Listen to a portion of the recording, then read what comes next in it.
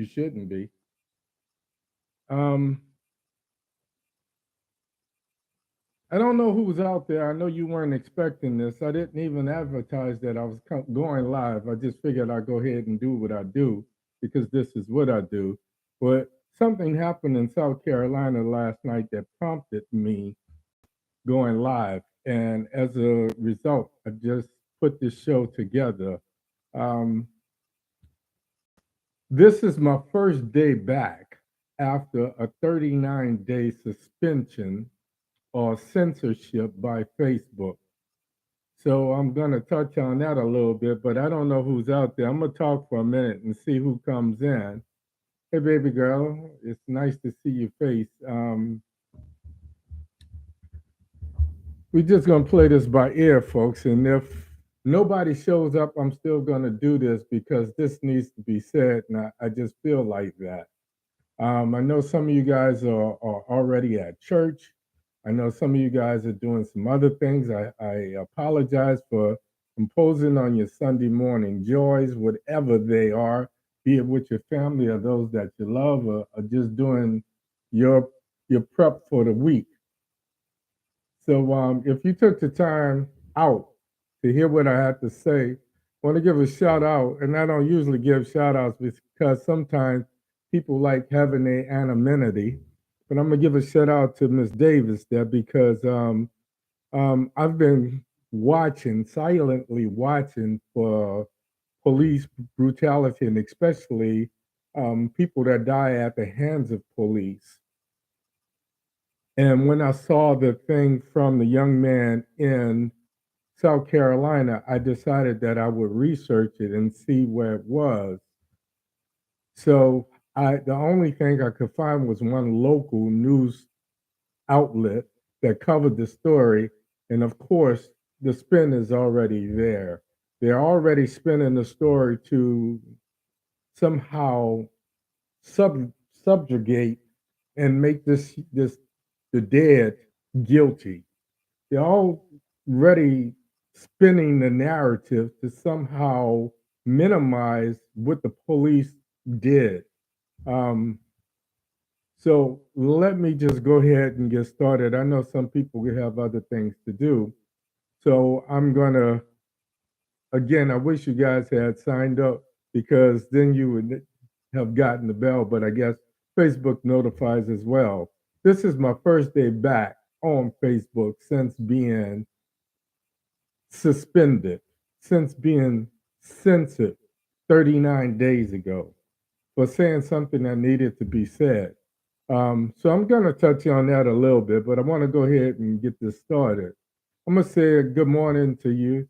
Let me clarify. Even though I said good morning, we are mourning yet another young black man who died by the hands of the police. Thus far, I've seen no national media coverage on the incident. As I previously stated, I only found one local news outlet that covered the story thus far. And as I also previously said, stated, and I'm saying this twice, and I'm pissed about this because since the whole George Floyd and that uprising that's shown a worldwide or a global light on America, it seems that the media has been taking a deliberate blind eye to police brutality, to police murders of civilians that somehow can't be taken into custody alive. And it's going on at an alarming rate. So I did a little research this morning. I put together this show and I'm gonna bring it to you. As always, I say I am truly humble that all of the things you could be doing, you choose to sit here and listen to what I have to say. You're not going to get this from Face the Nation. On any other Sunday morning, I too would be watching Face the Nation, Meet the Press, and some of these news shows to get other people's opinion. And then I also research stories in the BBC and other circuits, news circuits from around the globe to see how they see us without the media spin. So I want to say thank you for deciding to spend part of your joyous Sunday morning with me and give me a few moments, a minutes, as we mourn this 34-year-old Black man who died at the hands of police. This Sunday morning, I'm going to talk to you about a few things, but I'm going to make it brief as I can. We're going to talk about the alarming murder rate of Black people by the hands of the police. We're going to talk about Congress's failure to respond. We're going to talk about the media's lack of coverage while we are being murdered at the hands of the police. And lastly, we're going to talk about Facebook's unilateral suspension, resulting in us calling ourselves somehow Facebook criminals are making just that we are in Facebook jail. So, with that being said, I'm going to say good morning to you. This morning's show is called We're Dying at the Hands of the Police. And I should put a precursor in there. I should say Mr. President. I should say Ms. Pelosi. I should say National Black Caucus. I should say Mr. Schumer. I should say Black preachers, Black clergymen. We are still dying at the hands of police, and nobody's talking about it. My name is Hank Batiste. This is OmitdaLogic. And this shit really makes no sense. But let's get into it. There has been a rash of unreported police killings. First of all, let me give you my fact check disclaimer. These statistics that I'm going to discuss during this podcast or this show may or may not, I doubt that they're comprehensive. I doubt that they're complete. And some facts may be quote unquote untrue simply because there are not enough places to research the story. There's not enough media coverage. There's not enough people talking about this to be able to cross check some of the facts and figures. Simply put, these numbers, I suspect, are minuscule or a minuscule understatement of a problem that did not go away when we elected Joe Biden. Simply put, police murdering young Black and brown men did not subside when Nancy Pelosi was handed the gavel as the Speaker of the House. Simply put, Black Lives Matter made no headway when we, the people, gave the Dems a majority in both the Senate and the House of Representatives. Simply put, Biden's nominee is being subjected to more scrutiny than all three of delusional Donnie's appointments to the Supreme Court. Simply put, I too am exhausted with the struggle of trying to keep the people that look like me, be you Black, be you white, be you Native American, Indian, Puerto Rican, Haitian, or otherwise, because we're so convoluted. I don't know about you, but when I look at my ethnicity, it says miscellaneous. There's so many, I have more acronyms in my ethnicity than the LGBT community. And I'm not making light of that. I'm just telling it how TI is. We are all tired of this uphill battle for the simple tenets of the Constitution that promises us to life, liberty, and the pursuit of happiness and or property. And I say that because I have to make reference.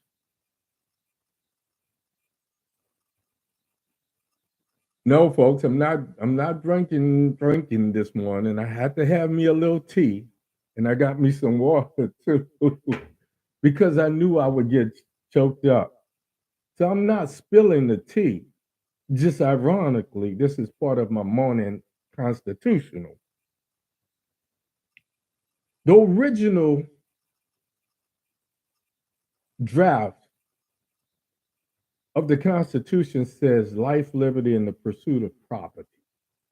And I keep bringing it up because now we have a Democratic majority in both the House of Representatives and the Senate, and a Democratic president who made all of these campaign promises. And now I feel like I was lied to because I was one of the first to say, run, Joe, run. I was one of the first to admit that this was not probably the best course of action, but given the set of circumstances, the person that I saw that could take down delusional, despicable Donald J. So now that I pump you up, and I got others to believe, not that I was drinking the Biden Kool-Aid, but what responsible. So I feel it's necessary to hold you accountable because that's how I roll. Instead of doing some of the things that I would be doing on a Sunday morning, I felt so incensed.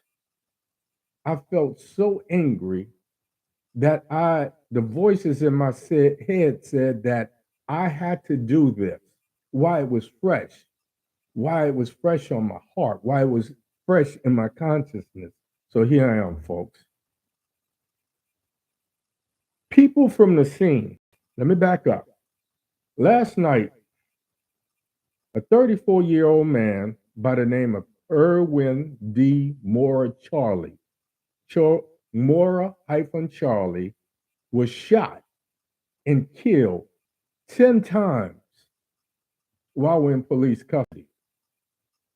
This occurred in Columbia, South Carolina, and according to reports, it was the Richland County sheriffs, and probably, you know how police, you put out a call and you get 43 different law enforcement from 43 different law enforcement backgrounds or offices, but there were several police who shot this young man while he was handcuffed, according to people on the scene. And again, I can't verify some of these things, but the local paper in Columbia, South Carolina did say he was in police custody and he was handcuffed. Now, the difference being, they said that he fought with police, but no police were injured. People on the scene said he had already been tasered, he was subdued, and he was handcuffed. People on the scene said that he may have had a stick in his hand. So if you're handcuffed with your hands behind your back, how do you wield a stick so that it threatens someone's life to the point that they put 10 bullets from who knows how many different guns? Because I promise you, they didn't just shoot one at a time. So I'm wondering about the 10 bullets. I really am. I don't know how many police shot, but I'm wondering if that number is accurate because so many details of this story is iffy and sketchy. Why? Because again, there is no national media shining the light on these local occurrences. What happens when national media steps in, even if they throw some spin according to their news desk or their news director, there's less room for cover-ups.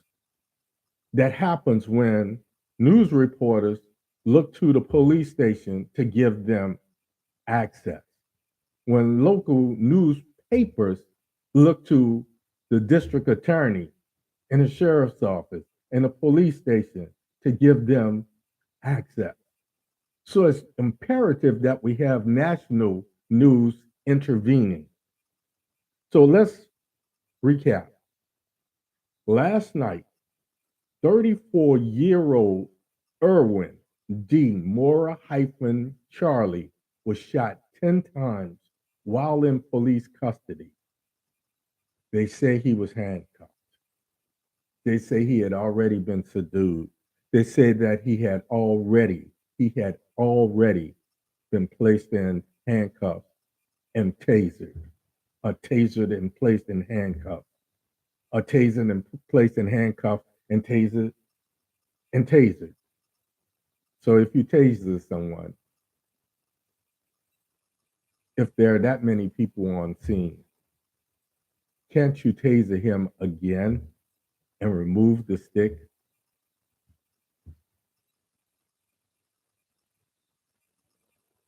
Conflicts. Here's the conflicting stories. Here's where we get into the dicey part of what I was saying. Some people say that this was according to the paper, that this was a domestic violence call.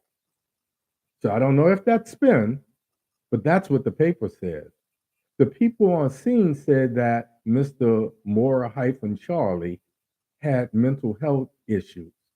So if you're suffering a mental health crisis and they dispatch the police and you just happen to be a person of color, you stand a much greater chance of making it to the morgue, not having any mental health intervention to help you with said problem.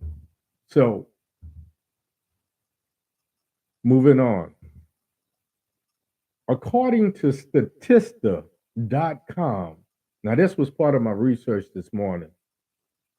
According to a very recent article on Statista.com, and I quote, sadly, the trend of fatal police shootings in the United States, seem to be only increasing, with a total of 138 civilians having been shot, 9 of whom were Black, as of March 2022. As of March, let me say that one more time. Sadly, the trend of police shootings in the US seems to only be increasing, with a total of 138 civilians having been shot, 9 of whom were Black, as of March 2022. So that's just this year, people. The article goes on to say in 2021, there were 1,055 and 1,021 in 2020. So the numbers are on an incline. They're ascending. Finally, the article states, and I quote, the rate of fatal shootings among Black Americans, I capitalize that, was much higher than any other ethnicity. 38 fatal shootings per million of the population as of March 2022. That's greater than any other ethnicity. And the sad part about it is greater than some if you put 3 or 4 of them together. Again, every day our consciousness is being bombarded with the atrocities of PU-TIN and what he's doing to the people of Ukraine. But again, the media is failing to report what's happening to the Black people that are forced to remain in said atrocities.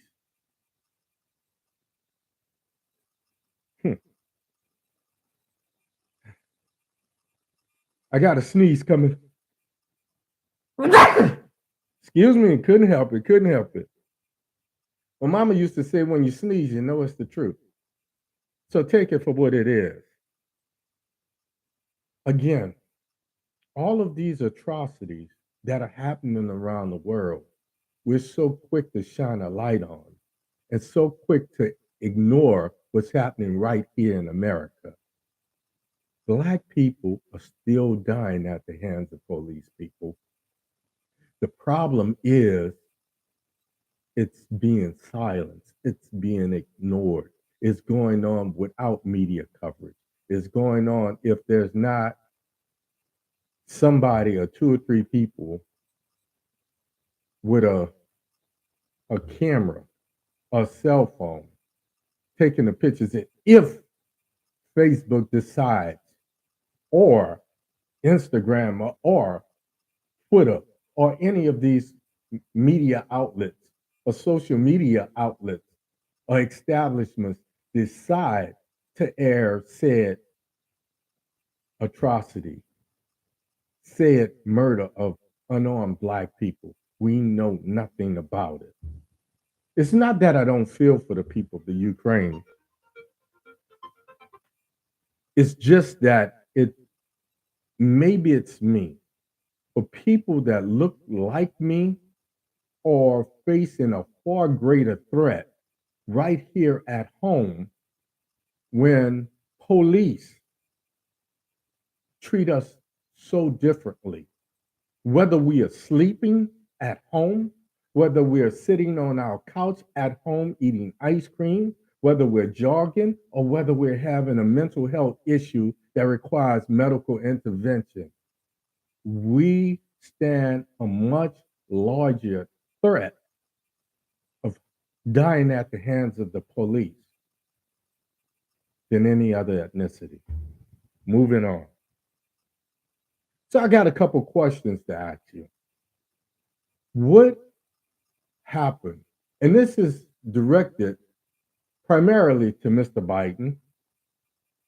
This is directed directly to primarily to Ms. Pelosi and Mr. Schumer and Madam Vice President and the Black Caucus and all those other people that are named, Black preachers and this, that, and the other.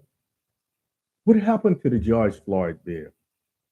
What happened to the promises of police reform to ensure that we could exercise our rights to carry a firearm without the fear of being murdered?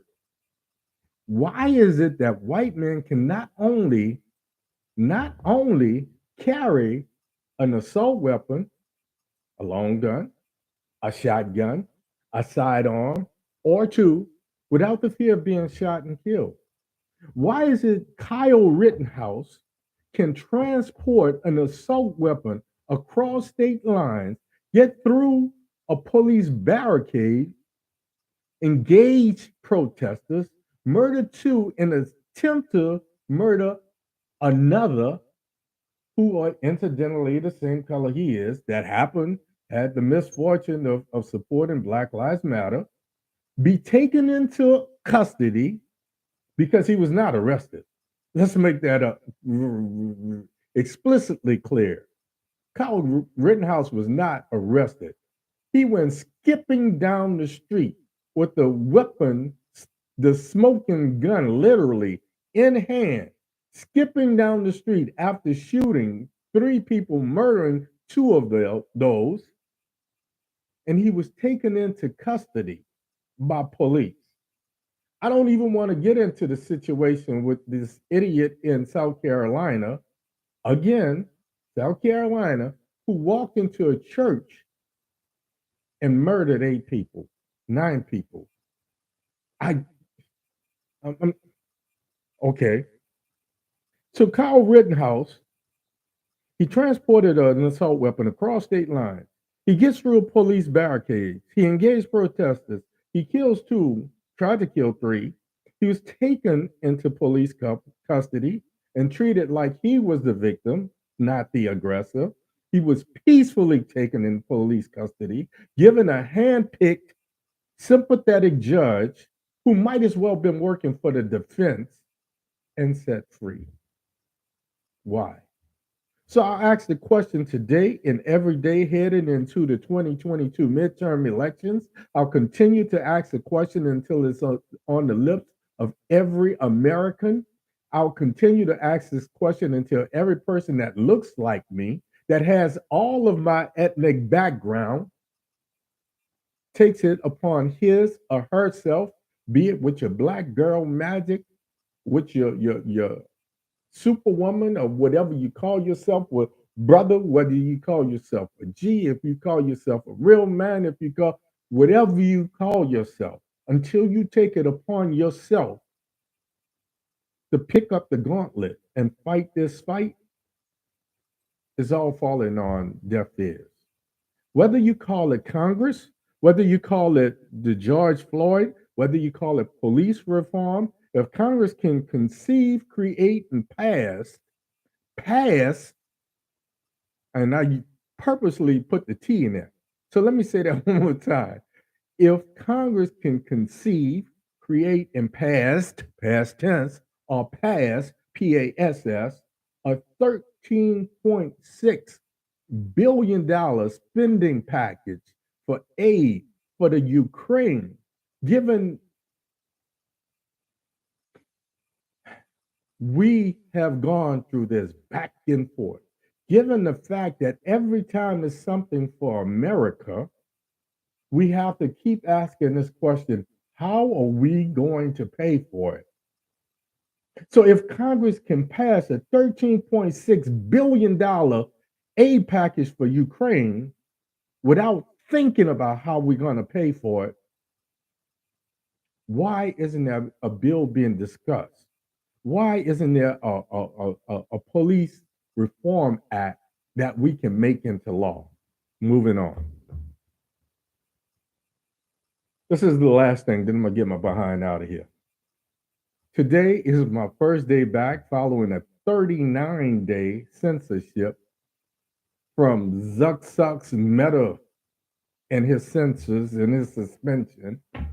I just want to say we need to have a true. So Congress, if you're listening, Meta, if you're serious about your community standards, then we need to have a true community committee made up of people like me to appeal to when these biased Facebook suspensions are handed down that result in diverse opinions being silenced at the will of one person. Simply put, if you do not agree with my point of view, it does not give you the right to censor it. It does not give you the right to silence me at will.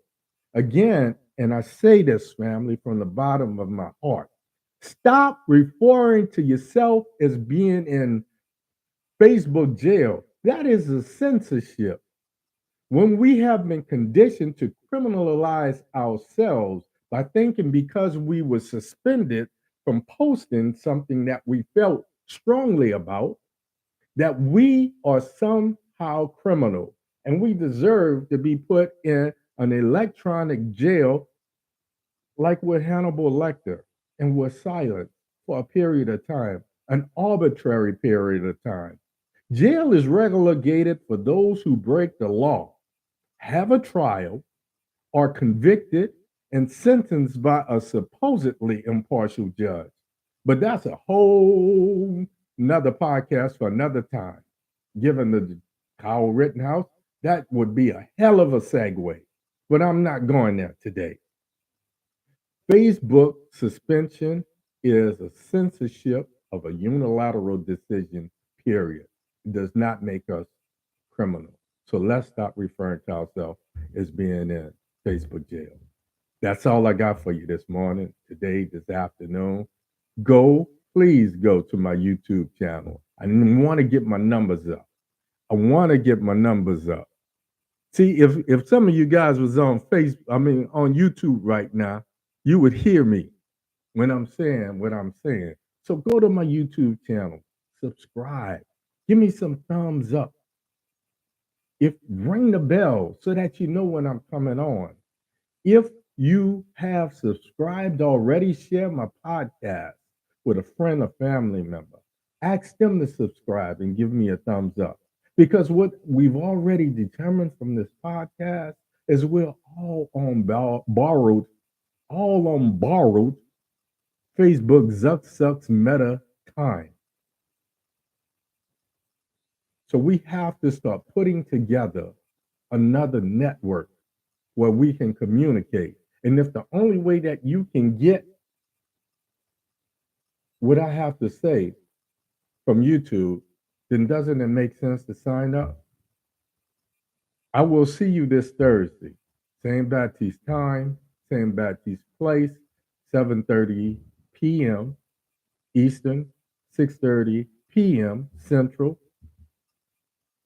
Like I always say, folks, don't be so afraid to die that you forget to live for purpose. My name is Hank Batiste. This is OmitdaLogic. This shit makes no sense, but hopefully I made some sense of it for you. As always, in party, I wish you love. I wish you peace on this gracious Sunday, beautiful Sunday. And like your man, hair grease. I love you. I'm out of here.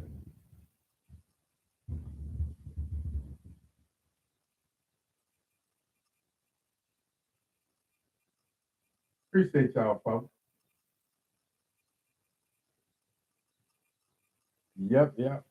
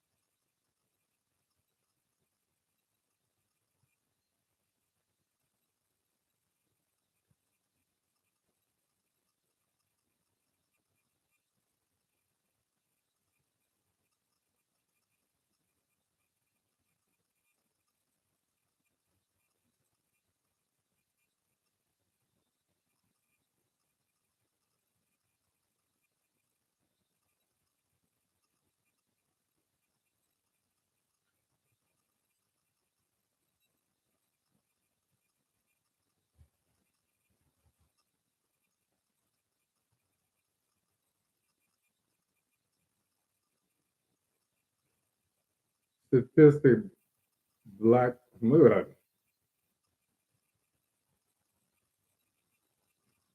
statistic.com. Black people killed by the police.